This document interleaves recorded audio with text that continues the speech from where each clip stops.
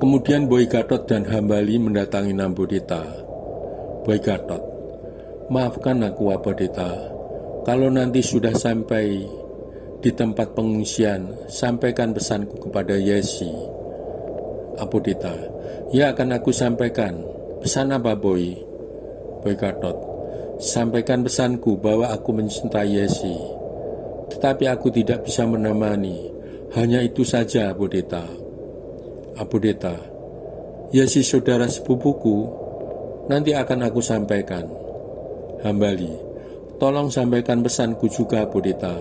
Aku mencintai Yola, tetapi tidak bisa menemani. Hanya itu saja Abodita.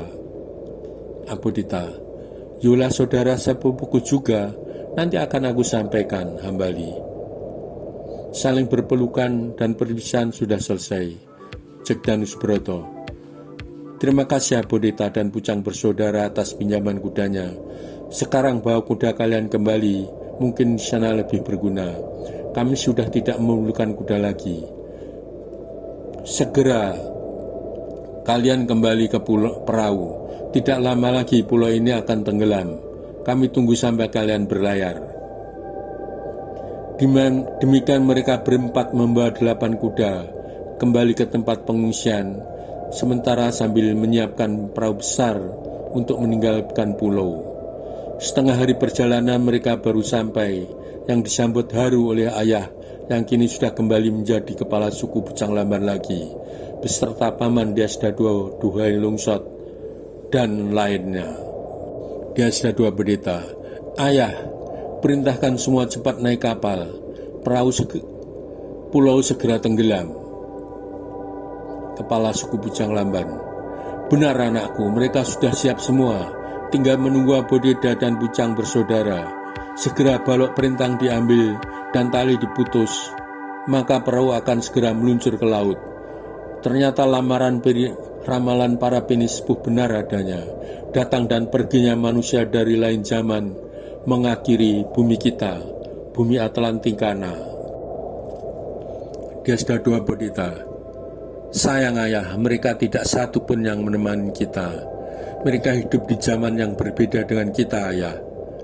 Hati Abodita bagaikan teriris menang cintanya yang tidak dapat menyatu dengan Yus. Tidak lama lagi tali tambatan perahu segera diputus dan perahu segera meluncur ke laut, berlayar menuju dunia baru sebagai pendaratan yang belum diketahui. Setelah berlayar cukup jauh meninggalkan bukit, Abodita, Pucang bersaudara, ayah dan paman Abodita, Yesi dan Yola menuju Anjungan. Dengan menggunakan kaca rias pemberian Diana Suneringsasi, Abodita memberikan tanda dengan mematkan sinar matahari, disorotkan ke arah bukit hutan pisang sambil melambai-lambai tangannya sebagai tanda perpisahan untuk. Walau dalam hati Dyasdadua Abodita ada ganjalan, bagaimana Jegdanus Broto menunggu mereka sampai berlayar? Bagaimana Jegdanus Broto bersama teman tahu mereka tidak segera tenggelam, menunggu mereka berlayar sekian lamanya? Akhirnya Dyasdadua Abodita menjawab pertanyaan sendiri dengan jawaban sendiri. Pastilah Jegdanus Broto manusia super yang ada pada zamannya. Ternyata bukan hanya kapal Abodita dari suku Pucang Lamban yang meninggalkan bukit.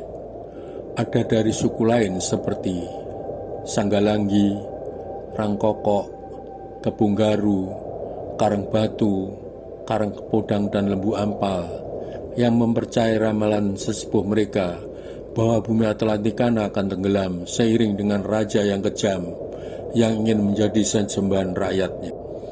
Dan mereka yang kini beristirahat menunggu malam untuk kembali ke zamannya juga melambai-lambaikan tangannya sebagai tanda perpisahan untuk selamanya. Kini pelan-pelan tetapi pasti kapal Dyasdadua Abodita beserta sukunya sudah tidak nampak lagi dari pandangan Jegdanus Broto bersama temannya.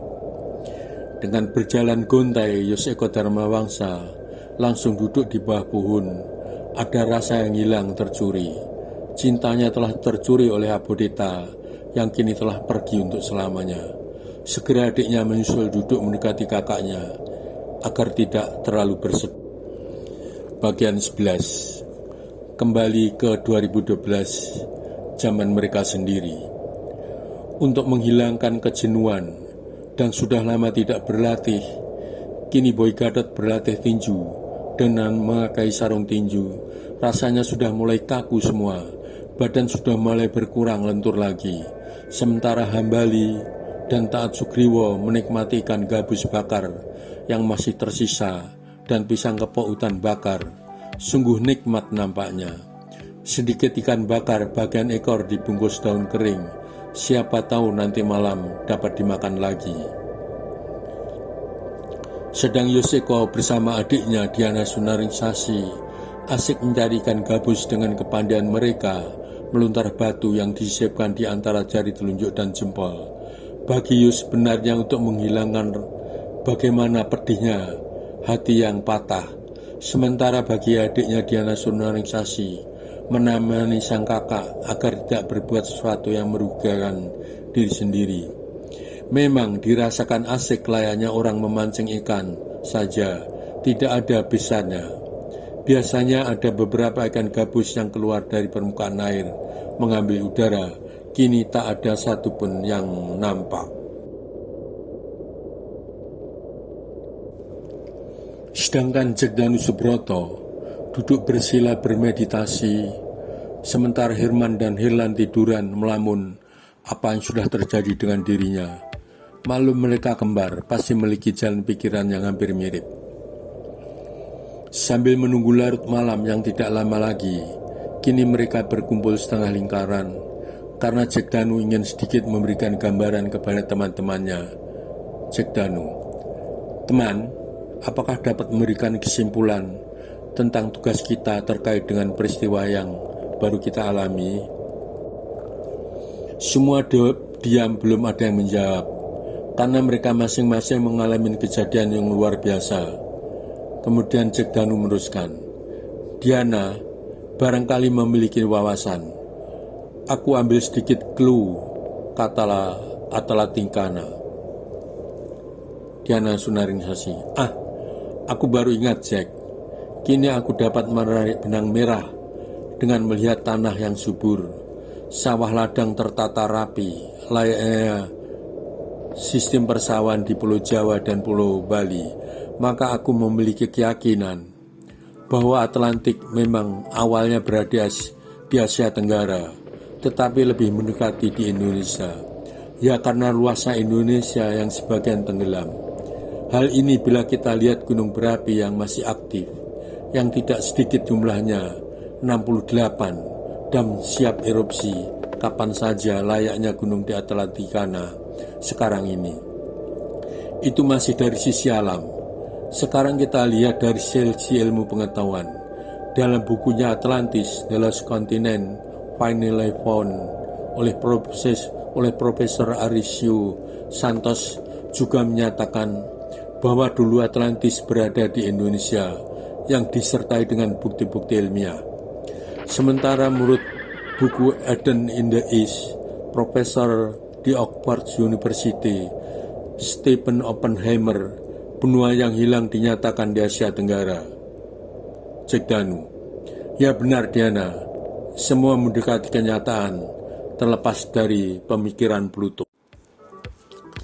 Menjelang larut malam, saatnya kini mereka berkumpul untuk kembali ke jam mereka sendiri. 2012 kembali ke Gunung Semeru, tujuan semula untuk berlibur menghabiskan masa cutinya pada tahun pertama mereka bekerja.